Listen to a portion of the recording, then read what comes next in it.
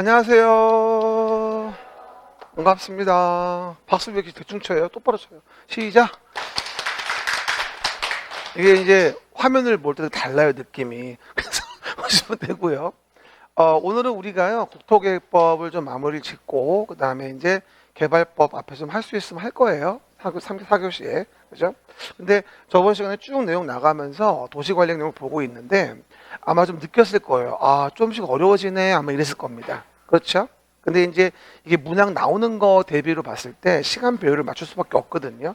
세월아 내월아 하면 지금도 못 끝내요. 그렇죠? 그리고 이런 말 하시는 분이 있어요. 3개월 과정으로 하면 어떨까요? 뭐 이런 말씀도 하시는데 이거 길게 한다고 될 문제가 아니에요. 이게 사실은. 그래서 빨리빨리 당겨주면서 반복도를 높이는 게 더 좋아요. 그렇죠? 그래서 이제 이런 방법이 있는 거예요. 조곤조곤 보면서 3, 4개월 보는 거하고 뼈대 잡으면서 중요한 거 위주로 반복해 보는 거하고 후자가 훨씬 나아요.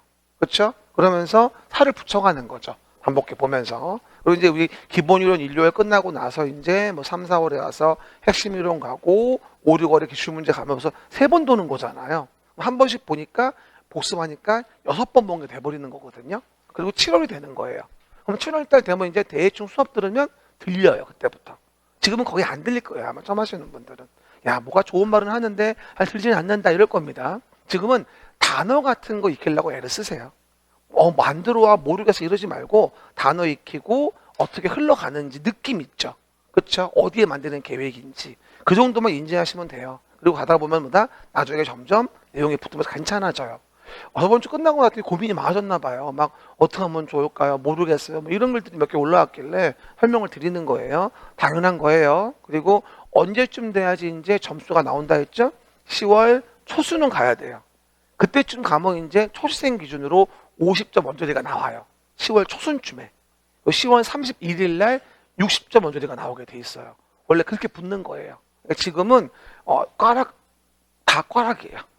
40 넘을 수가 없어요. 지금 실력으로는. 그렇죠? 그러니까 걱정하지 말고 신경 쓰지 마시고 그냥 조곤조곤히 가시면 돼요. 스케줄대로. 아셨습니까? 특히 그리고 국토계획법 끝난 다음에 개발, 정비, 건축, 주택을 나가는데 이 뒷부분 나갈 때 빠지시면 안 돼요. 짝수달에. 그렇죠? 그래서 지금 다음 달은 지금 명절도 있잖아요. 근데 정말 안타깝게도 공법은 명절이 없어요. 다 나와야 돼요. 그냥. 금요일이라 명절이 없습니다. 얼마나 다행입니까? 그래서 빠지지 말고 나오시기 바랍니다. 그러면 도시관리 계획에 대한 내용을 보던 거를 한 번 더 말씀드릴게요. 우리가요 부동산 공법을 배워요. 뭘 배우는 거라고요? 부동산을 규제하는 법을 배우는 거예요. 이 부동산을 규제한다는 말은 뭐냐면 행정의 작용의 효과라고 얘기를 해요. 그렇죠? 근데 행정작용의 효과는 뭐냐면 우리가 부동산을 규제하기 위한 계획을 만드는 게 바로 활동 기준으로서의 틀이 되어지는 거예요. 그래서 부동산을 규제하기 위한 법이 공법인데 계획을 만들어 규제하게 돼 있고 그에 대한 부분의 계획의 내용은 어디에 뭘 만드냐에 따라 달라지기 때문에 항상 계획이 나오면 어디 만드는데 이랬단 말이에요. 그러다 보니까 우리가 계속 관할구역에 대해서 만드는 계획인 도시관리계획이라는 걸 본다고 매번 얘기를 한 거예요. 한 번 더 얘기하면 서울시라는 도시가 뭐예요? 바로 이게 관할구역이에요. 서울시라는 도시와 뭐다? 관할구역. 관할구역의 의미는 뭐라고 했어요? 특별시, 광역시, 특별자치시, 특별자치도, 시군. 이게 관할구역이에요. 그러면 서울시라고 하는 관할구역에서 그죠? 고양시라고 하는 관할구역에서 관할구역의 개발정비 보존을 위해 수립하는 계획을 우린 뭐라 그래요? 도시관리계획이라고 하는 거고 이 도시관리계획은 일반 국민에게 영향을 미치는 계획으로서 이 계획으로 무엇을 규제하려고 하냐는 것은 우리 고양시민에게 서울시민에게 너무나 중요한 기준이 되어진다. 이게 어떻게 바뀌어버리면 내 토지의 이용 가치가 바뀌는 거니까. 내 토지가 자연환경 보전적인 용도지역이었다. 어느 날 도시적으로 바뀌었다. 대박 사건이야 이거 완전히. 이해 가십니까? 이 소잡아야 돼요. 장난 아니라 수업 들을 때가 아니야 지금. 그렇죠? 뭐 내 토지 주변에 무슨 뭐 전철역에 들어왔다. 무슨 뭐 고양시 안에서 내선이 생겼다. 고양 1호선, 고양 2호선 이럴 수도 있는 거 아니겠어요 앞으로? 파주까지 연결해가지고 가능성이 있다고 봐. 요 안에 움직임에 있어서도. 그렇죠? 그러다 보니까 뭐 창문까지 생기면 더 가능하겠죠. 연결될 수 있는 부분이기 때문에. 그렇죠? 앞으로 계획 나올 수도 있겠죠. 그런 거 얼마나 지대한 영향을 미치겠습니까? 다 뭘로 하는 거예요? 기반시설. 도시 관리 계획으로 하는 거거든. 됐죠?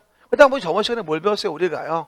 도시관리 계획으로 계획하는 것 중에서 토지 이용을 규제하자라는 걸로 토지의 용도를 정한다고 해서 도시를 관리하고자 계획을 만들어서 도관농자 용도지역 중복안대 정했고 도시지역은 주상 공록 도시지역이라고 정했던 거예요. 녹지는 도시임을 까먹지 말고.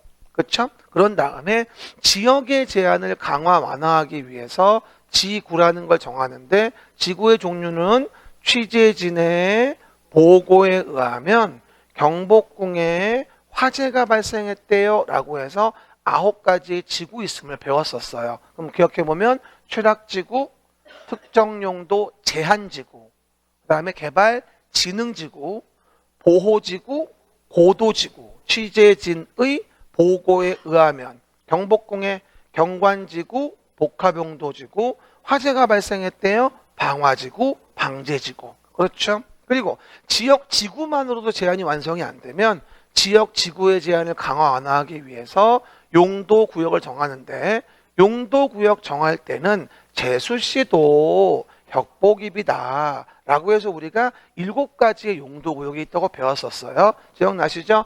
제는 개발 제한구역의 제, 수는 수산점보구역의 수, 시는 시가화 조정구역, 도는 도시정건구역 이라고 얘기했죠. 제수시도. 그 다음에 혁복입에 대한 부분에 도시혁신구역, 복합용도구역, 입체복합구역이 있고 그리고 이 혁복입에 대한 부분에 대해서는 선행계획으로서 남용방지를 위하여 공간 재구조화 계획을 선행해 만든다. 입체복합구역은 혁복과 함께할 때 한정해서. 이해가셨습니까? 라고 얘기했던 거예요. 그러면서 서울시의 일부에 만드는 도시관리계획도 있었다. 시작. 서울시의 일부에 만든 도시관리계획 뭐라 한다? 지구단위 계획이라고 한다. 그래서 저번 설명한 바와 같이 서울시 안에 고양시 안에 일부 사업구역이 있다. 뭐 개발사업구역일 수도 있고 재개발 재건축의 정비사업구역일 수도 있다. 그런 동네 그 동네만의 도시관리계획을 만든다. 이를 뭐라 한다? 지구단위 계획이라고 한다. 그래서 서울시 일부에 만든 도시관리계획이 뭐다? 지구단위 계획이다. 설명을 드렸었습니다. 그래서 지구단위 계획에 반드시 포함될 내용은 기반시설 배치 규모, 건축물 용도 제한, 건폐 용적률, 높이의 최고 최저 한도 이런 거를 반드시 포함하라. 그거 기억나죠? 이랬던 동네를 따라라라따 이렇게 만들었다. 기억나시죠? 왜 그러는 거예요? 했잖아. 그렇죠? 그리고 나서 이제 저번 시간에 배운 게 뭐냐면 남은 내용은 뭐야? 이 3가지죠. 도시계획 사업이라는 걸 이제 배워야 되는데 도시계획 사업은 3가지가 있다. 도시계획의 시설 사업이란 사업과 도시개발 사업과 정비 사업 이 3가지 뭐라 불러 우리가 도시계획 사업이라고 한다. 서울시란 도시에서 서울시장이 도시관리 계획으로 계획하여서 하는 사업이 있는데 3가지가 있다. 그 중에 저번 주 배운 게 요거였죠. 기반시설을 설치, 정비, 개량하기 위한 사업부터 먼저 배우자. 시작. 기반시설을 설치, 정비, 개량하는 것부터 먼저 배우자. 그래서 뭐가 됩니까? 학교, 도로, 공원 등등의 각종 기반시설을 만들려면 개별 소유자의 토지를 규제하지 않으면 곤란하다. 그러다 보니 개별 토지 소유자를 규제하기 위해서 우리가 도시관리계획으로 계획하여 결정을 하자. 그렇게 결정된 걸 뭐라 불러? 기반시설 중에서 도시계획시설. 해봐봐. 기반시설 중에서 도시계획시설. 그러면 계획으로 규제할 수 있게 되겠지. A 토지를 계획으로 규제하는 거야. 도로 부지로 확정됨으로 인해서 A한테 건물도 못 짓게 하고 하고 싶은 거 못하게 하는 거지. 이해가셨죠? 도로 부지니까. 그렇게 해서 도시계획서 결정이 됐어. 그러면 결정된 도시계획서를 설치하려고 사업하는 걸 뭐라 불러? 도시계획 시설 사업이라 부르는 거야. 이해됐어요? 근데 문제는 그 도시계획 시설 사업은 항상 문제가 뭐냐면 옷가네가 나와야 돼서 돈이 없어요. 기본적으로. 그럼 돈이 없다? 사업을 빨리 할 수가 없다. 그러니까 이 사업을 진행할 땐 주민들이 엄청나게 불만이 많아요. 성질 이빠이 내고. 그렇죠? 우리 집 아파트 앞 사거리에 전철 들어온다고 했다가 안 한다고 했다가 또 한다고 했다가 몇 번인지 몰라.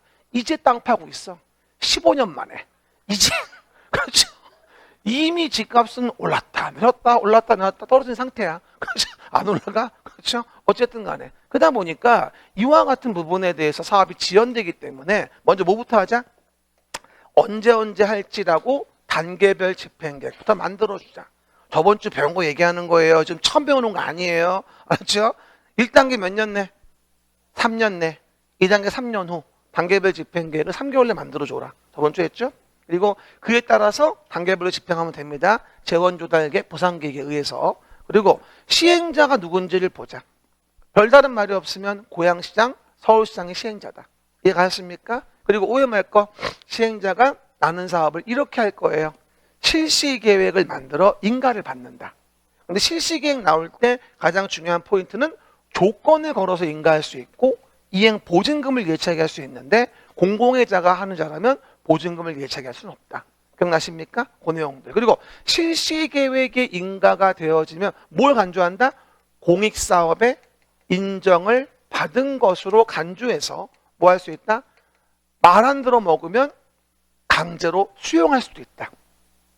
실시 공익사업의 인정 시기는 어디? 실시계획을 고시한 때요. 기 도시계획 시설 결정 고시 아니 실시계획 고시한 때. 해봐. 공익사업의 인정 시기는 어디? 실시계획을 고시한 때요. 기 도시계획 시설 결정 고시 아니 실시계획 고시한 때. 한 번 더. 실시계획 고시한 때 라고 얘기했었죠. 결론적으로 공익사업의 인정을 받은 걸로 봐주는 시기는 실시계획을 고시한 때다. 이때가 굉장히 중요한 시기다. 이해가십니까?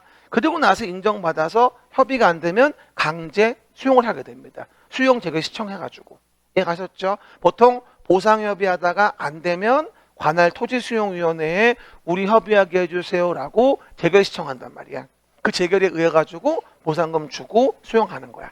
이해가셨습니까? 물론 뭐 마음에 안 들면 소유자들은 소송 걸면 되겠지. 수용 재결에 대한 이의제기를 할 수도 있고요. 수용 재결 이의제기가 싫으면 뭐죠? 소송 제기할 수도 있습니다. 그렇죠? 알아서 할 초이스죠. 그건 보상법의 문제고. 이러다가 이제 사업을 얼렁얼렁 시행해 줘야 되는데 사업이 지연되어지는 거예요. 10년이 지나도록 사업을 안 하고 있어요. 그럼 A는 미치는 거죠. 그렇죠? 1년이면 예를 들어서 1억을 벌 수 있는데 10년 지나도록 사업을 안 하고 있다면 A는 10억을 피해 본 겁니다. 아무리 뭐 어걱거리지만 10억은 작은 돈이 아니죠. 짜증나죠. 그래서 너무 가혹하니까 지목이 대인 토지 소유자에게는 사업 시행자 등에게 서울시장 등에게 내 토지 사가라고 매수를 청구할 수 있는 제도를 마련해 주게 됩니다. 1999년도에 헌법 불합치 판결을 받은 이후에 너무 가혹한 거죠. 또 뭐라고 외웠어요? 열대치고 매수 청구. 시작. 열대치고 매수 청구. 매수 청구하면 6개월 이내에 매수 여부를 알려주고 2년 이내에 매수를 해줘라. 열대치고 매수 청구하면 6월이 2년 매수할지어다. 이렇게 얘기했었어요. 시작. 열대치고 매수 청구하면 6월이 2년 매수할지어다. 이렇게 얘기했었거든요. 그러다가 세월이 흘러가서 20년이 되면은 다음날 이 도시계획서의 결정은 실효합니다. 너무 오랫동안 미집행되니까 20년 되는 날 다음날 도시계획서의 결정을 실효한다고 얘기하는 거죠. 저번 주에 배운 거 간단히 얘기한 거예요. 결론적으로 도시계획설 사업은 3단계예요. 기반시설 종류, 공동구에 대한 의미, 설치, 관련 비용 공부하고 그 도시계획서 결정된 거를 사업을 진행하는데 사업의 진행 절차가 단계별 집행계획, 시행자, 실시계획, 사업시행 그리고 장기 미집행됐을 때 열대치고 매수 청구 20년 된 다음날 실효. 이 구조를 먼저 외우고 있어야 돼. 기본적으로 3단계에 대한 부분. 한 번 더 시작. 기반시설, 도시계획시설, 도시계획설 사업. 사업의 시행 절차는 단계별 집행계획, 시행자, 실시계획, 사업시행. 단기 미집행, 열대치고, 매수 청구, 이식되는 날, 다음날 실효. 알겠습니까? 그 라인을 스토리를 구축해놔야 됩니다. 그러면 반복해 보다 보면 내용이 외워지게 돼 있어요. 됐습니까? 굉장히 중요한 사업이니까 보셔야 되고요. 그리고 아마 다음 주나 오늘쯤에 나머지 안 본 사업, 도시개발 사업이라는 부분에 대해서 일단 4교시에 볼 거고, 다음 주에 개발 사업 끝나고 그 다음 주에 뭐다? 정비 사업에 대해서 보신다고 한다면 사실은 도시계획 사업 3가지는 다 보는 거죠. 근데 이제 시설 사업과 관련된 요 부분이 많이 나오면 4개, 6개가 문제가 나오니까 이 도시계획 사업만 16문제 사실은요. 문항수만 따져보더라도 절대 적은 양이 아니죠, 사실은요. 근데 뭐 좀 물어봅시다. 오늘 나갈 진도인데. 그러면 만약에 정비 사업에 의해서 아파트를 지어요. 그렇죠. 건축합니다. 그러면 정비 사업에 의해서 이와 같은 개발 행위를 한다. 그리고 도시 개발 사업에 의해 가지고 토지 구획을 정리하는 대규모의 무슨 뭐 개발 행위를 한다. 예를 들어서. 그렇죠? 그럼 예를 들어서 도시 개발 사업으로 하는 형질 변경의 개발 행위, 정비 사업으로 하는 건축물 건축 개발 행위, 도시계획 사업으로 하는 개발 행위. 이런 개발 행위는 도시계획 사업으로 하니까 도로 같은 거 만드는 거, 뭐 나무 심는 거 이런 거에 대한 부분에 난개발이 될 염려가 거의 없습니다. 왜? 계획대로 움직이니까. 그렇죠? 그러면 도시계획 사업으로 하는 개발 행위는 난개발의 염려가 없다는 거예요. 왜? 계획대로 규제하면서 하는 거니까. 한 번 더. 도시계획 사업으로 하는 개발 행위. 시작. 도시계획 사업으로 하는 개발 행위는 난개발 염려가 없어요. 그럼 물어볼게요.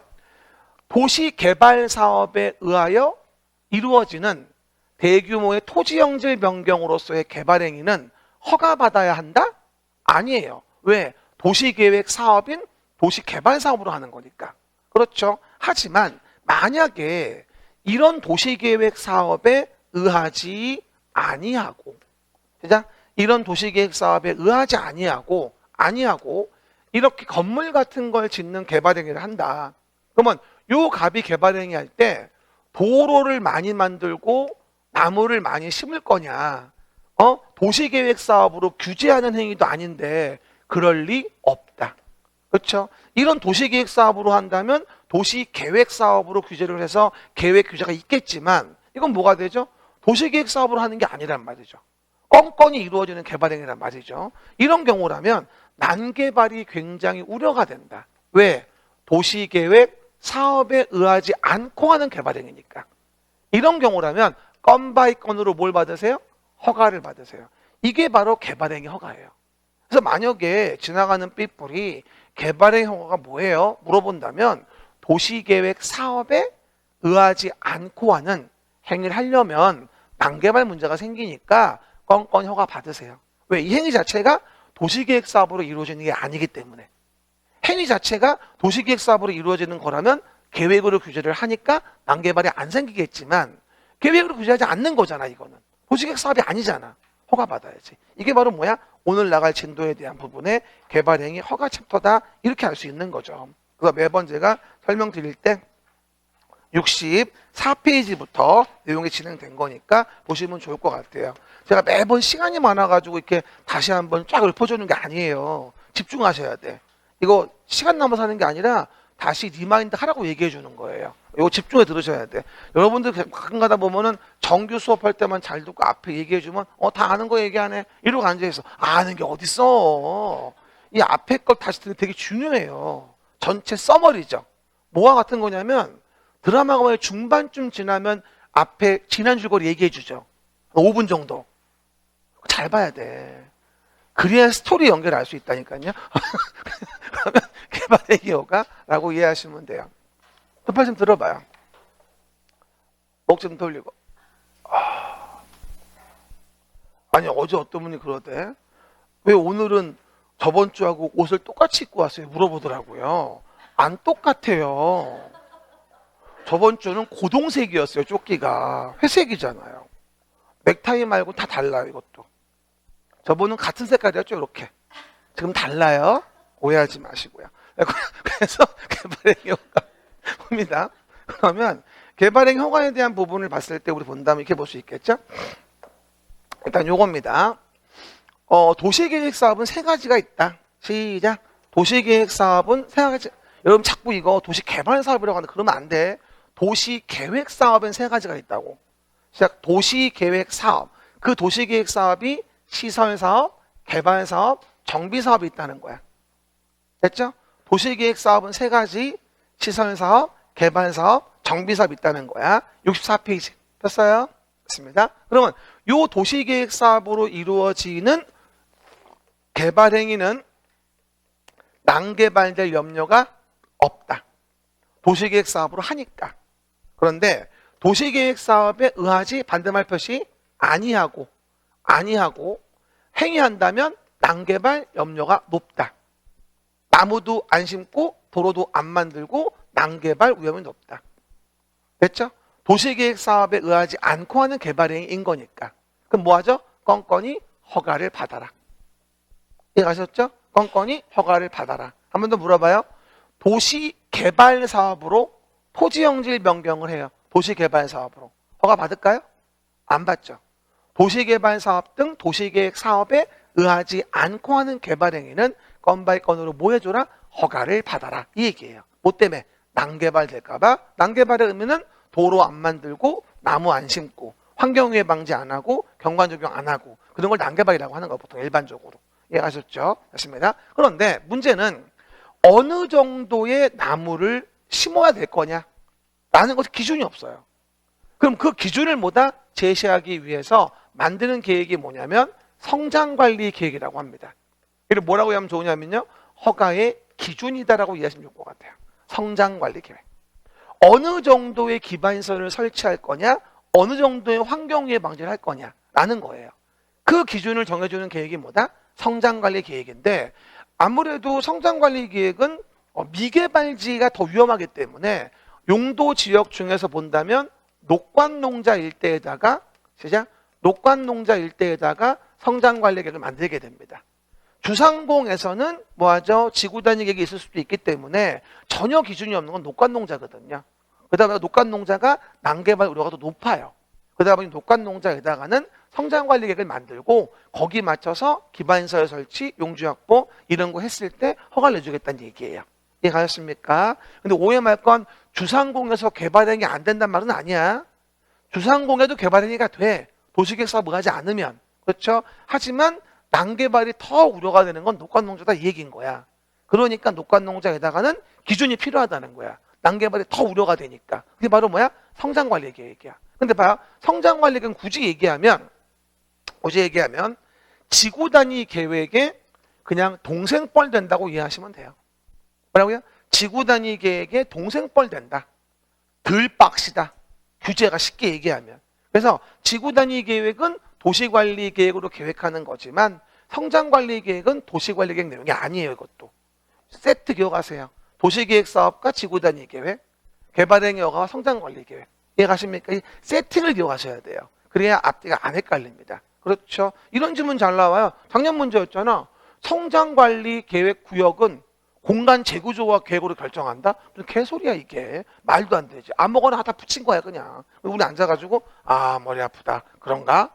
공간 재구조화 계획은 협복에 대한 선행계획.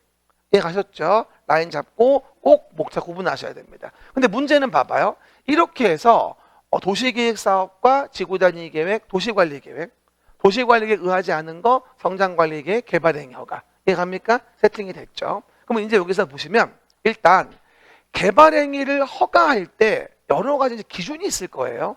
대부분들 처음 공부할 땐 언제 개발행위 허가를 받는 거지? 시작. 언제 개발행위 허가를 받는 거냐? 대부분이 개발행위 허가를 받습니다라고 한다면 건축물만 떠올리는 경우가 많아요. 근데 개발행위 허가를 받는 항목은 5가지예요. 뭐라고요? 개발행위 허가를 받는 항목은 뭐다? 5가지고 될 수 있으면 번호까지 외웠으면 좋겠어요. 번호를 외워놔야지 설명이 쉬워요. 나중에 암기도 쉽고. 이해가셨습니까? 봐요. 언제 허가 받습니까? 가장 대표적인 게 건축물 건축 공작물 설치예요. 보통 아는 것들 우리가 건축물 건축 공작물 설치. 그다음 두 번째가 토지의 뭐가 되죠? 형질을 변경하는 거. 그죠? 토지의 형질을 변경하는 거, 토석을 채취하는 거, 토지를 분할하는 거, 물건을 쌓아놓는 거. 5가지예요. 그렇죠? 그래서 외울 때는 보통 어떻게 외웠냐면 건물에 가서 토를 3번 하는 거야. 그러니까 얼마나 들었겠어요? 이렇게 얘기했던 거죠. 시작. 건물에 터터터 더러워. 시작. 건물에 터터터 더러워. 이러는 거예요. 그래서 개발행위 허가받으러 갔다가 시청 문 열고 나면서 한마디씩 한다. 더러워서 못 해먹겠네 이러면서. 왜냐하면 개발행위 한다고 했더니 뭐 도로 만들어라, 나무 심어라 이런 이해할 수 있는데 뭐 생태 통로 뚫어라, 건물에 빵꾸 내라 별걸 다 시킵니다. 그렇죠? 왜? 조류들이 왔다 갔다 한다고 자꾸 유리벽에 부딪혀 죽으니까 빵꾸 뚫어라 뭐 이런 경우도 있고. 그러다 보니까 여러 가지 많이 힘들더라. 그러다 보니까 개발행위 허가는 더러운 것이요 이렇게 얘기하는 거죠. 읽어봐요. 첫 번째, 누구 허가를 받습니까? 특별시장, 광역시장, 특별자치시, 특별자치도, 시군의 허가를 받아야 한다. 특광, 특시, 특도, 시군인 거죠. 그렇죠? 다만 뭐라고 나와요? 도시계획 사업에 의한 경우는 그러하지 아니하다. 시작. 도시계획 사업에 의한 행위는 그러하지 아니하다. 즉 도시계획 사업에 의한 행위는 개발행위 허가사항이 아니라는 거예요. 일단 이거부터 기억을 하셔야 됩니다. 왼쪽 그림을 보시면서. 이해가셨죠? 그리고 허가 대상은 5가지 뭐라고요? 건물의 토토토. 순서 봐요. 건축물, 건축, 공작물 설치, 토지 형질 변경, 토석 채취, 토지 분할, 토토토. 그 다음에 물건을 쌓아놓는 행위. 그쵸? 라는 거 5가지입니다. 근데 매번 얘기하다시피 밑에 그림이 있는데요. 대표적으로 개발의 허가를 받는 사항 중에서 건축물 건축, 공작물 설치 관련된 게 있어요. 여기 우리 일반적으로 아는 개발행위죠. 따지고 본다면. 근데 가끔 가다가 그런 질문 하시는 분이 있어요. 쌤, 제가요 중개업도 좀 해보고 했는데 무자격자로 중개보조원으로. 근데 개발행위 허가란 말은 잘 못 들어봤거든요. 건축의 허가란 말은 들어봤는데 이런 질문을 가끔 하세요. 그렇죠? 같은 거예요? 물어보는 분들이 있는데 개발행위 허가는 좀 더 포괄적이에요. 건축법의 건축허가는 뭐죠? 건물 자체의 건축만 규제하는 거고 개발행위 허가는 개를 포함해서 5가지를 규제하는 거예요. 이유는 난개발될까 봐. 기반시설 설치 안 할까 봐, 환경오염 방지, 유해 방지 안 할까 봐. 좀 더 포괄적 개념인 거예요. 뭐가? 개발행위 허가가. 그래서 실질적으로 건축물 건축에 대해서는요. 봐봐. 건축법에서 실제는 건축의 허가를 받고 허가를 내줄 때 허가권자가 미리미리 개발행위 허가권자와 협의를 했다면 그 개발행위 허가에 대한 내용은 받은 걸로 그냥 간주해줘요. 실질은 이렇습니다. 그러니까 뭐냐? 우리 종로구청장, 강남구청장이 건축허가를 내줄 때 서울시장과 협의를 하는 거예요. 개발행위 허가에 대한 부분에 난개발 방지 문제가 없는지에 대해서. 미리 협의했다면 얘를 받음으로 인해서 얘는 받은 걸로 보여준다? 간주해줘요. 일반적으로. 그러니까 따로 얘를 알 필요가 없는 거지. 얘를 받으면 얘 간주가 되어지니까. 그렇죠? 나중에 또 뭐가 될까요? 공사 끝나면 뭐 받죠? 사용검사 받죠. 건축법에서. 사용검사 받고 승인을 받아요. 그럼 뭐? 국토계획법에 준공검사라는 것도 사실은 받은 걸로 간주해줘요. 실제는. 그렇죠? 그러다 보니 건축물 건축에 대해서는 이거를 직접 물어보진 않아요. 여기서는. 건축법에서 물어보니까. 이해 가셨죠? 솔직히 나머지가 많이 나오죠. 결론은 뭐다? 건축법에 건축허가 받고 사용검사를 하면 미리미리 협의했을 때 국토계획법의 개발행위 허가로서를 간주해주고 그에 대한 준공검사도 간주해주는 게 일반적인 모습이다. 왜? 건축법에서 미리미리 통제했으니까. 미리미리 협의했으니까. 이런 구조를 이해하시는 게 중요하다. 좀 이따 뒤에 가면 나오는 거니까. 됐습니까? 그 정도. 빨리 건축물 건축 등. 시작. 왜 근데 안 적어요? 적어야 되는데 이거. 그러면 동영상 못 쓰세요? 어쨌든 그러다 보니까 됐습니다. 이게 건축물 건축이고요. 두 번째, 토지형질 변경이에요. 시작. 토지형질 변경. 시작. 토지형질 변경. 처음에 공부하시는 분들이 가장 이해가 안 되는 단어가 이거예요. 토지형질 변경. 정의상으로는 이렇습니다. 토지형질 변경이라는 말은 절토, 성토, 정지, 포장, 매립하는 일련 행위를 뭐라 한다 우리가? 토지형질 변경이라 그래요. 절토, 성토, 정지, 포장, 매립. 근데 처음 들으면 뭐 풀어서 얘기해도 모르는 건 마찬가지다 야 이런 말을 하거든요. 근데 토지형질 변경을 살짝 그림으로 얘기해 주면 예를 들어 이렇게 산지가 있는데 이 산지를 깎아가지고 대지를 만들고 싶은 거예요. 주택을 지으려고. 그럴 수 있거든요. 그렇죠? 그럼 어떻게 되죠? 이렇게 기준선 정하고 잘라내는 걸 절토한다 그래요. 기준선 정하고 잘라내. 이거 뭐 한다 우리가? 절토한다. 그리고 잘라내면 빵꾸난 공간이 생겨요. 그럼 기준선에 맞게 메꿔요. 흙을 쌓는다. 이걸 성토한다 그래요. 절토하면 성토를 할 수밖에 없어. 기본적으로. 왜? 기준선 맞게 맞춰야 되니까. 절토하고 성토하자. 흙을 쌓는 거. 성토한다. 그리고 땅에 돌 같은 거 있으니 고르자. 뭐라 불러? 정지라고 해요. 땅 고르기. 땅 고르기. 한국말로 하면 땅 고르기야 이게. 돌 고르고 뭐 평탄하게 하는 거 땅 고르기. 그런 다음에 이런 데 뭐도 필요해 이제? 도로도 필요하겠지? 도로 같은 걸로 모두 해. 포장도 하는 거야. 절토, 성토, 정지, 포장. 다 토지형질 변경이에요. 그리고 뭐다? 제방 같은 거를 싸가지고 제방 같은 걸 싸서 여기다가 이렇게 물을 빼버리고 등등등 흙을 메꿔. 이걸 공유수면 매립이라고 하죠. 그래서 우리가 절토, 성토, 정지, 포장 등 토지 형상을 변경하는 행위와 토지의 공유수면을 매립하는 행위를 우리는 토지의 형질 변경이라고 합니다. 시작. 절토, 성토, 정지, 포장 등 토지 형상을 변경하는 행위와 공유수면을 매립하는 행위를 뭐라 한다? 토지형질 변경이라고 하는 거죠. 처음에 공부하시는 분들은 토지형질 변경이라는 말을 들으면 지목이 바뀌는 거라고 오해를 되게 많이 해요. 이렇게 해봐요. 토지형질 변경 중에서 시작. 지목이 바뀌는 경우도 있다. 동의어가 아니에요. 뭐가 넓어요? 토지형질 변경이 넓은 거예요. 이해가셨죠? 우리 지적 공부할 때 이 의미를 알아야 돼요. 토지형질 변경이 넓은 개념인 거고 그 중에서 지목이 영속적으로 변경된다면 바뀔 수도 있어요. 우리 지목 설정 원칙 배웠잖아요. 그렇죠? 뭐하죠? 영속성의 원칙이라고. 일시적, 임시적인 변동은 지목을 변경하지 아니한다. 배웠죠? 우리 배3용사한테. 그렇죠 여러분? 일러요. 어쨌든 그래서 오해하지 말고 절토, 성토, 정지, 포장 등 공유수면에 대한 매립을 뭐라 한다? 토지형질 변경이라고 한다. 단어 기억하시고요. 그 다음 토석 채취예요. 아니 쌤, 형질 변경까지는 이해가 되는데 무슨 토석 채취도 개발행위 허가예요? 무슨 이게 난개발입니까? 물어보는 분이 있는데 써봐봐요. 여기다가 흙, 자갈, 모래, 바위 이런 것들을 한마디로 토석이라고 해요. 그러고요. 흙, 자갈, 모래, 바위 이런 거 뭐라 한다? 토석이라고 하죠. 저도 나중에 기회가 되면 한번 내 손으로 집을 좀 지어보고 싶어요. 해변가 옆에다가 별장식으로 한번 해보고 싶거든 나도. 근데 그렇게 집을 지으려면 뭐가 필요해요? 흙, 자갈, 모래, 바위가 필요하죠. 근데 때마침 우리 집 뒤에 관악산이 있거든요. 그래서 밤 12시에 몰래 1톤 트럭 끌고 올라가 가지고요. 강바닥, 하천바닥 긁어가 준설을 해가지고 1톤 싣고 내려오는 거야. 내 집 지으려고. 그럼 내려오다가 어떻게 돼요? 가까운 경찰서 연행되는 거예요.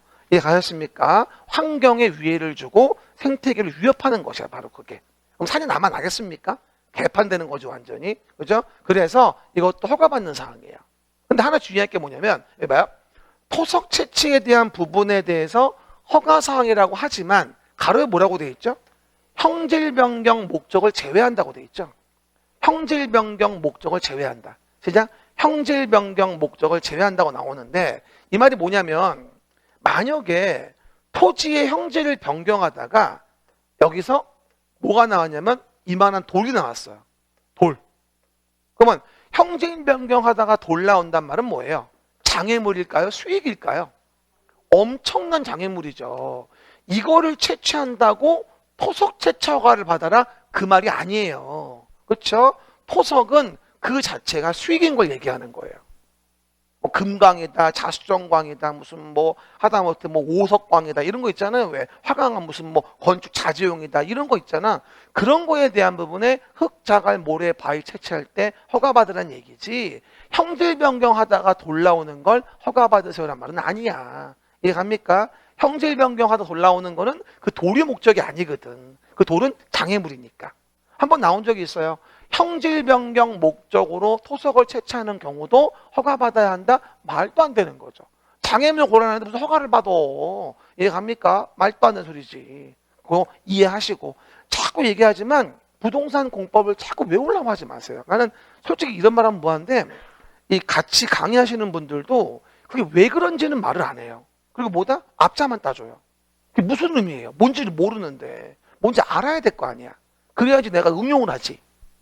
아니면 씹은 게 아니라 오해하시면 안 돼. 그래서 일단 이해하자는 얘기야, 내 얘기는. 그렇죠. 이해한 다음에 앞장 괜찮아도 그 얘기했들. 그 다음 또 하나가 뭐가 나오죠? 중요한 게 토지 분할이에요. 이 대부분들 토지 분할에 대한 부분을 볼 때를 좀 많이 어려워하시는데 솔직히 말할게요. 가장 잘 나오는 거 두 가지 고르면 토지 형질 변경과 토지 분할이에요. 가장 많이 나오는 게. 그리고요. 토지 형질 변경과 토지 분할 문제가 제일 많이 나옵니다. 그렇죠? 일단 봐요. 토지 분할을 보면 위에 뭐라고 나오냐면 토지 분할은 봐봐. 건축물이 있는 대지를 제외한다고 나와요. 그죠? 건축물이 있는 대지를 제외한다. 그 말은 건축물 있는 대지의 분할은 금지라는 거예요. 허가받는 사항이 아니에요. 이거는 금지야 그냥. 그렇죠? 그럼 뭔지 봅시다. 만약에 여기 봐요. 토지가 있었는데 여기에 이렇게 건축물이 있었어요. 그죠? 그러면 건축물이 있는 대지에 대한 분할을 치는 이유는 또 건물 지으려고 분할합니다. 안 봐도 비디오죠. 대지를 왜 분할합니까? 잘라 또 지으려고 하는 거지 기본적으로. 그렇지 않아요? 그러면 아무래도 난개발이 가속화됩니다.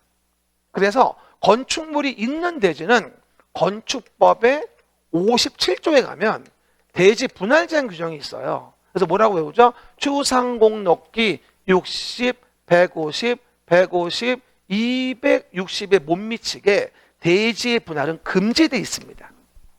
추상공 높이 외워야 돼 이거. 추상공 높이 60, 150, 150, 260에 못 미치는 대지의 분할은 금지가 되어 있어요. 못 분할해요. 최소가 60이야. 주거지역은. 그 이상 조례로 정하게 돼 있으니까 최소가 뭐다? 60m는 못 자르는 거예요. 어쨌든 간에. 이해가셨죠? 그런데 문제는 뭐냐면 만약에 여기서 건축물이 없다고 봅시다. 건축물이 있는 거 제외. 그럼 금지니까 건축법에서. 그 미만 자르는 게. 그러면 건축물이 없는 대지의 분할이라면 건축물이 있는 거보다는 덜 난개발이잖아. 뭐라고? 건축물이 없는 대지라면 건축물이 있는 것보다는 덜 난개발이잖아 이게. 이해가셨죠? 그러면 알았어. 요 면적의 미만이면 허가받아 분할할 수 있게 해줄게. 이게 개발행위 허가예요. 그죠? 미만일 때 허가. 건축물이 없을 때. 있으면 금지고. 됐죠? 다만 요 면적 이상으로의 분할이라면 넓게 자르는 거니까 허가받을 이유는 없겠지. 맞잖아. 주거지역의 기준 면적이 60이었는데 60을 뭐 하죠? 이상으로 분할을 한다. 뭘 할 이유가 없죠. 그렇죠? 넓게 자르는 난개발 아니잖아. 허가받을 이유도 없는 거죠. 토지 분할 나올 때 이거 주의하셔야 돼요. 건축물이 있는 대지를 일단은 제외한다는 말을 까듯이 맙시다. 건축물이 있는 대지를 제외한다. 이해가십니까? 일단 기본 충실. 그다음 마지막 5번째 물건 적치예요. 물건을 쌓아놓는 걸 허가를 받는다? 처음에 이 말을 들으면 이건 진짜 아닌데 이게 왜 허가받는 거야? 이러는데 간단히 말하면요. 쓰레기 라고 이해합시다. 그렇죠? 건설 폐기물, 생활 폐기물 이런 거 산속에 갖다 버리지 마. 환경에 오염이 되니까. 이해가십니까? 그 얘기예요. 그러다 보니 기본적으로 뭐라고 나오죠? 산속이란 말은 녹관자를 얘기하는 거예요. 관자. 우리 배우는 공법 전체에서 농림지역이 들어가 있지 않은 거, 그래서 녹관자라고만 나오는 건 이거밖에 없어요. 중개사에 한 번, 평가사에 한 번 나왔어요. 우리 보통 녹관농자 그러면 미개발지거든. 근데 여기는 농림지역이 안 들어가 있단 말이야. 아주 특이합니다. 그래서 평가사가 먼저 나왔었고 우리 시험에 2년 전에 문제가 나왔어요. 이게 물건 적치에 대한 부분은 뭔 얘기냐 하면 녹관자와 같은 산속에 가서 쓰레기 버리지 말란 얘기야. 물건을 1개월 이상 적치하지 말아라. 그러려면 허가받아라. 그럼 문제는 내 점용권 안에 있는 건 문제가 없겠죠? 하나만 써봐봐. 굳이 말하면 이거는 울타리 밖에. 울타리 밖에. 내 점용권 안에 있다면 관계없지. 내 점용권이 없고 소유권도 없는데 지 맘대로 하면 안 되지. 이해가셨죠? 울타리 밖에 1개월 이상. 어디? 녹관자. 그럼 농림은 왜 빠져? 농림은 산속이 아니잖아. 그럼 산속은 왜 규제하는데? 뭘 갖다 버렸는지 어떤 걸 적치해놨는지 확인할 수가 없어요. 산속에 매일 올라갑니까? 10만이도 아니고 우리가? 안 올라가잖아요. 그러니까 뭐가 돼? 알 수가 없어요. 환경의 위해가 말도 못하죠. 우리끼리 얘기인데 산속에 몰래 갔다가 건설 폐기물을 버리다가 꽤 걸려요. 그렇죠? 돈 벌라고. 그래서 우리는 뭐다? 그에 대한 분담금을 부담하려고 항상 폐기물 스티커를 붙이고 버리는 거예요. 폐기물 업자가 돈 부담금 내고 버려야 되는데 아무데나 버려. 또는 동네 이장인 돈 매기고 뒷산에 버려. 그런 일이 왕왕 생겨요, 사실. 그러지 말란 얘기예요. 알겠습니까? 그게 물건 적치 허가라고 이해하시면 됩니다. 어디? 녹관자에서 울타리 밖에 1개월 이상. 알았죠? 근데 왜 이렇게 피곤해 보이세요? 이렇게 해봐요. 아이고 죽었다. 아이고. 기운 없어.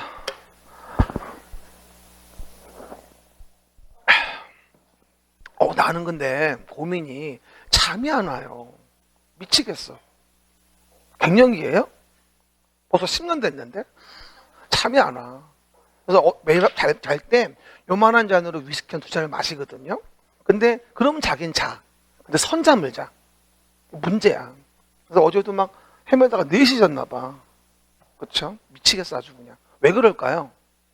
여러분 때문에 그래요 내가. 왜 이렇게 못 알아먹을까? 진담이에요. 그래서 녹관자 나와 있습니다. 그래서 1월 이상 울타리 밖에 뭐다? 물건을 적치한다. 그 얘기죠. 됐습니다. 5가지예요. 허가사항. 건물에 토토토. 시작. 건물에 토토토. 건축물 건축, 공작물 설치, 물건의 적치를 위해서 토토토 한다는 거고, 가장 많이 물어보는 거는 토지 형질 변경과 토지 분할을 많이 물어보니까 그 2가지 지문은 잘 보셔야 됩니다. 뭘 의미하는 건지 봐요. 그럼 이제 봅시다. 그럼 이제 우리가 이와 같이 이제 허가 대상을 봤어요. 시작. 허가 대상을 봤다. 근데 문제는 뭐냐면 개발행위 허가와 관련된 거를 이제 법을 만드는 사람들이 정할 거 아니에요. 어떠어떠한 절차, 어떠어떠한 규제, 기준을 정할 텐데 문제는 내부적인 행정규칙을 정할 때건 뭐건 간에 원래 배웠던 도관농자, 주상공록, 용도지역 배웠잖아. 이 용도지역이 개발행위 허가와 목적이 부합하지 않는 거야. 도관농자, 주상공록의 분류가 너무 규정을 정하게 산만한 거지. 그럼 어떡하지? 야, 개발행위 허가에 딱 들어맞게 좀 용도를 다시 분류하면 안 될까? 그래서 도입한 제도가 바로 이 3가지 용도예요. 그러면 개발행위 허가의 규정을 정할 때 용이하게 하기 위해서 시가화 용도, 유보 용도, 보존 용도라고 하는 용도 지역을 재분류하는 규정이 생기게 됩니다. 그렇죠? 왜냐? 도관농자, 주상공록을 다 써가면서 규정하기에는 너무 복잡한 거예요. 그러다 보니 용도 지역을 다시 3가지로 분류를 해서 개발행위 허가를 규정하기에 용이하게 우리 약속을 하자. 그렇게 다시 분류한 게 뭐야? 3가지가 시가화 용도, 유보 용도, 보존 용도다. 이렇게 이해하시면 돼요. 법을 만들 때도 이게 난잡하면 이해가 더 어렵거든, 국민들이. 그래서 쉽게 규정하기 위해서 재분류한 거다. 그럼 우리 시가화 용도는 뭘 얘기하는 거예요? 주상공, 주거, 상업, 공업지역. 주상공이 바로 시가화 용도예요. 그래서 개발행위와 관련되어진 세부 내용을 정할 때 시가와 용도에서라고 나오면 그게 주상공인 거예요. 짧아진 거죠, 문장이 이제. 그 얘기들. 그리고 유보용도 중요한데 유보용도 외울 때는 봐봐. 일단 계획관리, 생산관리, 그리고 원래는 보전관리죠. 관리지역이. 근데 원래는 보전관리가 들어가야 되는데 문제는 보전관리는 많이 개발이 안 이루어지거든. 그쵸? 그러다 보니 보전관리는 빼버리고 뭐가 개발이 많이 이루어질까 봤더니 바로 자연녹지가 제일 개발이 많이 이루어지더라. 녹관농자 중에서는. 그래서 유보용도에 대한 부분을 우리가 계획관리, 생산관리, 자연녹지라고 칭해서 허가의 기준을 강화할 수도 있고 완화할 수 있는 지역으로 보자. 이게 바로 유보용도 지역이에요. 어떻게 본다면 유보용도가 녹관농자의 미개발지 중에서는 가장 개발 가능성이 높다는 얘기예요. 그 말은 무슨 말이죠? 가장 난개발의 우려가 높다는 얘기야. 그 말의 의미인 즉슨. 이해가셨죠? 그러다 보니 유보용도는 좀 관심을 가지고 좀 규정을 하자. 이런 취지인 것 같아요. 그래서 외울 때 이렇게 해봅시다. 보통은 관리지역이 유보용도가 맞는 거예요. 계획관리, 생산관리, 보존관리가 맞는 건데 보존관리는 개발이 많이 안 이루어진단 말이야. 그래서 녹지 중에 자연녹지를 끌고 온 거야. 그렇죠? 보존관리는 어디로 가고? 보전용도로 보내버리고.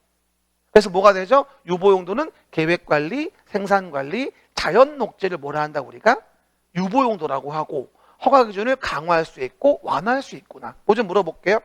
자연녹지 지역에서는 개발행위 허가의 기준을 완화할 수도 있다. 오, 실제 기출문제였어요 이게. 그렇죠? 자연녹지 지역은 허가의 기준을 완화할 수도 있는 유보용도이기 때문에 당연히 기준을 강화할 수도 있고 완화할 수도 있구나. 다시 한번 생산관리 지역은 개발행위 허가의 기준을 강화할 뿐 완화할 수는 없다. X. 유보용도이 가능합니다. 근데 문제가 나오면 되게 헷갈려요. 그래서 이렇게 이해합시다. 유보용도는 녹관농자 중에서 가장 개발이 많이 되는 동네이기 때문에 아무래도 난개발 위험이 높다. 유보용도 그러면 관리지역이 되는 게 맞지만 보전관리만큼은 보전 목적이니까 그것만 자연녹지로 바꾸자. 이해갑니까? 그게 뭐다? 유보용도 지역이다. 나머지는 다 뭐고? 다 보전용도. 이러시면 돼요. 한 번 더. 시가화용도, 주거, 상업, 공업. 유보용도, 계획관리, 생산관리, 자연녹지. 나머지는 다 뭐다? 보전용도. 그러면 여기서 한 가지 문제는 뭘까? 문제는 이와 같이 용도 지역별로 토지 형질 변경을 한다면 형질 변경 규모가 얼마일 때 허가를 받는 거냐. 아까 토지 분할과 달리 토지 형질 변경은 얼마가 됐을 때 허가를 받는 건데 라는 것에 기준 면적을 제가 가로 안에 넣어놨어요. 옆에다가. 그렇죠? 그래서 외울 때 요건 제가 따로 좀 쓰라고 했죠. 처음 보신 분은 써요. 주, 상, 자생, 주상, 자생, 녹지 1만. 시작. 주상, 자생, 녹지 1만. 시작. 주상, 자생, 녹지 1만. 그리고 공업지역, 관리지역, 농림지역, 공관농 3만. 그 다음 보자 뭐가 된다? 5천. 이렇게 얘기하는 거예요. 주상, 자생, 녹지 1만, 공관농 3만, 보자 5천. 시작. 주상, 자생, 녹지 1만, 공관농 3만, 보자 5천. 한번 제가 확인만 해볼게요. 여러분은 안 꺼도 돼요. 주상, 자생, 녹지 1만이죠? 주, 상, 자, 생, 녹지 1만. 됐나요? 주상, 자생, 녹지 1만이고요. 그 다음에 공관농 3만이라고 얘기했죠. 뭐라고요? 공관농 3만. 시작. 공관농 3만입니다. 그럼 봐봐요. 공관농은 3만이다. 공관농 3만. 안 꺼도 돼. 나만 끄는 거야 그냥. 공관농 3만. 됐습니까? 됐고요. 물어봅시다. 농림지역에서는 1만 제곱미터 미만의 경우 허가를 받는다? X 3만 제곱미터. 나머지 보자 5천. 보자 5천. 보자 5천. 됐습니까? 그래서 면적 구분을 본다면 일단 주상, 자생, 녹지 1만, 공관농 3만, 보자 5천. 시작. 주상, 자생, 녹지 1만, 공관농 3만, 보자 5천입니다. 그런데 재밌는 건 해봐요. 이거 주의하셔야 돼. 다음에 미만이면 형질 변경은 허가받으면 돼. 그럼 물어봅시다. 주거 지역이에요. 주거. 떠봐. 주거 지역이에요. 주거 지역 기준 면적 9천이었어요. 9천. 그러면 허가 받아 안 받아? 미만이면 허가. 주거 지역이 1만이니까 9천이면 미만이잖아. 허가 받아야 돼요. 그리고 허가받지 않는 경미한 사항은 오른쪽 페이지 적혀져 있어요. 오른쪽 페이지에. 허가받지 않는 경미한 사항이 오른쪽 왼쪽에 써 있죠. 이해 갑니까? 오른쪽 페이지 보면 써져 있잖아. 왼쪽에. 형질 변경 제외 사항, 뭐 분할 허가 제외 사항 써 있잖아. 이해 가십니까? 그렇게 허가받지 않는 거라고 정해진 것만 안 맞는 것이지. 뭐 하죠? 규모 미만이라 허가 안 받는 게 아니라고. 허가 받아야 돼. 다만 그 규모 이상이면 시작. 그 규모 이상이면 여기는 심의 거쳐 허가 받으라는 얘기야. 굳이 말하면 요 규모는 뭔지 알아요? 허가 받고 안 받고의 규모가 아니라 심의를 거치고 안 거치고의 규모라고 봐도 무리가 없는 거야. 좀 더 디테일하면 더 복잡한데 얘기 안 하겠어. 알겠습니까? 됐죠? 한번 물어볼게. 주거지역 기준면적 1만이죠? 들어 물어봅니다. 주거지역에 형질 변경이 2만 제곱미터였어. 어떻게 해야 돼? 심의 거쳐 허가야. 1만 이상 됐으니까. 이해 가십니까? 일반적으로. 됐죠? 그래서 이와 같은 내용. 다만 토지 분할은 미만이면 허가, 이상이면 허가 안 받아. 이게 되게 헷갈려요, 이게. 그렇죠? 그래서 왼쪽 밑에는 형질 변경, 가운데 밑에는 토지 분할. 영 헷갈리면 위치 기억해요, 그냥. 왼쪽 밑에는 형질 변경 규모, 가운데 밑에는 토지 분할 규모. 가운데 밑에는 이상이면 허가 안 받아. 이렇게 외우든가. 하지만 당연한 거 아니겠어요? 토지 분할은 잘게 자르는 게 문제인 거야. 이상으로 크게 자르는 게 왜 허가를 받아? 말이 안 되는 거지. 하지만 토지 형질 변경은 뭐야? 클수록 썸띵롱이 생기는 거야. 심각해지는 거고. 이해 가셨죠? 그러니까 이해한다면 되지만 시험장 가서 이해의 끈을 찾을 겨를이 없어. 일단 외워. 이해했으면. 왼쪽 밑에는 형질 변경, 가운데 밑에는 토지 분할 면적이니까 위치 기억해. 왼쪽 밑에가 미만이면 허가, 이상이면 심이었어. 허가. 가운데 밑에는 이상이면 허가 안 받아. 토지 분할이니까. 그리고 토지 분할 요 기준 면적은 나중에 중개사법과도 토지거래 허가 기준 면적 준용되기 때문에 외워줘야 돼. 일단 주상공 높이 60, 150, 150, 260. 꽤 중요한 면적입니다. 건축법에 가도 국토계획법에 가도 중개사법에 가도 많이 활용되어지니까 토지분할 기준면적 건축법 57조 규정은 외워줘야 됩니다. 주상공 높이 60, 150, 150, 260입니다. 아우, 허가 대상만 1시간 걸렸네. 그리고 나서 오른쪽 밑에 이렇게 허가를 받아야 되지만 재해가 나서 겁나게 바빠 죽겠어. 다치신 분들도 많고. 그러면 재해 복구, 재난 수습을 해야 되는데 무슨 허가를 바꿨어. 재해 복구, 재난 수습을 위한 응급 조치는 허가 안 받아요. 시작. 재해 복구, 재난 수습을 위한 응급 조치는 뭐다? 허가 안 받는데. 그럼 이게 중요한 게 뭐냐면 재해를 복구하는 경우는 허가 안 받거든. 근데 문제는 얼마나 복구가 됐고 다음 스텝은 어떻게 밟아야 할지를 제설시장이 알아야 되거든. 그래서 재해복구 재난수습을 위한 응급조치는 허가를 안 받긴 합니다만 나중에 1개월 내에 신고는 해줘야 돼. 그래야지 다음 스텝을 어떻게 할지 정할 수가 있어. 지자체장, 고양시장이. 이해가셨죠? 개발행위 허가에서 신고가 only 하나 있거든. 이거야. 이거 말고는 신고 없어. 개발행위 허가에서 only한 신고는 이거 하나야.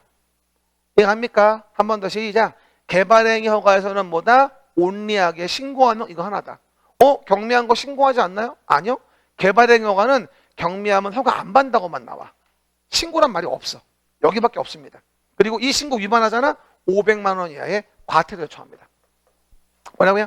이 신고를 위반하면 얼마? 500만 원 이하 과태료. 왜? 재해복구 재난수습에 응급조치에 문제가 생기니까. 이해가셨죠? 그리고 다음 페이지 오른쪽에 보시면 이제 뭐가 나옵니까? 중요한 게 오른쪽. 허가받은 사항을 변경한다는 말이 보일 거예요. 시작. 허가받은 사항을 변경하자. 시작. 허가받은 사항을 변경하자. 여기서 한 가지 중요한 팁을 드리겠습니다. 어느 법에 어디를 가나 변경은 원 절차와 똑같습니다. 원래가 허가면 변경도 허가입니다. 원래가 승인이면 변경도 승인입니다. 원래가 인가면 변경도 인가입니다. 봐요. 도시계획 시설사업, 저번 주 배운 거, 도시계획 시설사업에 실시계획 인가받은 걸 변경한다. 신고하면 된다? 아니야. 인가받아야 됩니다. 도시관리계획 결정한 걸 변경한다. 신고하면 된다? 아니요. 결정받아야 됩니다. 그렇죠? 어디 가나 원래 절차를 그대로 거치는 게 변경의 대원칙입니다. 이해 가셨죠? 그 점 꼭 기억. 다만 경미한 사항은 보통 따로 규정되어 있습니다. 뭐라고요? 경미한 사항은 뭐예요? 보통 따로 규정되어 있다. 그 인식을 기억하셔야 돼요. 따라해봐요. 어디 가든 변경은 원래 절차 따라한다. 이게 대원칙이에요. 경미는 따로 규정이 있다. 대부분 다 그래요. 이해 가셨죠? 그 원칙 까먹으면 안 돼요. 무조건 뭐 변경한다고 신고 이런 거 아니에요. 그렇죠? 다만 여기서 많이 물어본 거 요거지. 단축, 축소예요. 단축, 축소. 어디 가나 단축, 축소는 경미입니다. 그냥 외워요. 어느 법에 어디를 가든 간에 기간을 단축합니다. 면적을 축소합니다. 이러고 나오면 무조건 경미야. 에러 없어. 어디 가든 그래. 이해 가십니까? 다음 반대. 연장 확대면 경미가 아니지. 되려 연장 확대인 게 경미인 게 가끔 있거든. 그게 이상한 거야. 그런 건 따로 외워야 돼. 나중에 몇 개 얘기해 줄 거야. 그러니까 일반 루틴은 뭐라고요? 단축, 축소면 어디 가든 경미다. 연장 확대면 안 경미다. 근데 연장 확대가 경미인 이상한 게 있으니까 그 몇 개는 외운다. 나중에. 지금은 됐다. 내 말 뜻 이해하죠? 싫으면 안 해도 된다. 그냥 단축, 축소가 경미인가 보다. 연장 확대는 안 경미인가 보다. 안경미 씨 성질은 연장 확대. 경미 씨는 단축, 축소. 이렇게 이해해도 무리 없다. 나머지는 필요 없다. X하지 말아라. 그냥 냅둬라. 나중에 문제 풀 때 필요하니까. 밑에 형질 변경에서 허가 안 받는 제외사항, 토지 분할에서 허가 안 받는 제외사항이 있는데 사실 많이 나오진 않아요. 하지만 문제 풀 때 필요는 없지만 하나만 얘기해 줄게요. 형질 변경이지만 허가 안 받는 것들이 있어요. 가장 대표적인 게 이거. 경작을 위한 토지별 형질 변경. 원칙만 얘기합시다. 경작을 위한 토지 형질 변경은 다음을 제외하고는 허가 안 받습니다. 다음은 나중에. 자주 안 나와. 중급 심화할 때 얘기할 거야. 일반적으로 경작을 위한 토지 형질 변경은 허가 안 받는 게 맞아. 일반적으로는. 됐죠? 또한 조성이 완료된 기존 대지. 포인트는 뭔지 알아? 조성이 완료된 거야. 조성이 완료됐는데 추가적으로 건물 짓자고 소소한 형질 변경이 있었어. 그런 거 허가 안 받아. 단선 나중에 얘기하고. 일단 첫 번째 경작이나 조성이 완료된 대지이면 추가적으로 조금 형질 변경해도 허가받지 않는다. 시작. 경작을 위한 토지 형질 변경이라든가 조성이 완료된 기존 대지일 때는 허가받지 않고 하는 게 일반적. 하지만 예외 있지만 그건 나중에. 그렇죠? 그리고 토지를 분할할 때도 허가를 안 받는 경우 등이 있다. 요건 간단하게 이렇게 이해합시다. 토지 분할인데 안 받는 이유는 봐봐. 공익에 플러스가 돼. 써봐봐 이거는. 공공에 플러스가 돼. 그러면 안 받아. 토지 분할이어도 공익에 공공에 플러스가 된다면 허가받지 않고 할 수 있어. 그러면 하나 물어볼까요? 국유지 공유지로 하거나 토지 일부를, 그럼 토지 일부를 국유지 공유지로 편입한다 이 얘기야. 그러면 공익에 플러스 되지? 그러면 허가받게 할 이유? 당연히 없지. 아니 국가도 양심이 있어야지. 공짜로 준다는데 뭘 말이 많어. 이해 가십니까? 됐죠? 그리고 와다 공공소를 쓴다잖아. 공익에 플러스. 됐죠? 그리고 또 하나. 분할 제한 면적 이상으로 왜 분할? 넓게 자르는 거니까 허가받을 이유가 없다 이 얘기지. 토지 분할 면적 이상으로 왜 분할? 왼쪽에 봐봐. 토지분할 면적 불러. 시작. 주상공록기 60, 150, 150, 260. 그 이상이면 허가 안 받는 거지. 나머지는 됐어. 나머지 자주 안 나와. 나중에 문제 풀 때 있으면 얘기할 거야. 이해가셨죠? 그래서 허가 대상까지는 맞습니다. 줬다가 절차부터 봅시다. 세수하고 있어요. 초코파이나 먹어야 되겠다.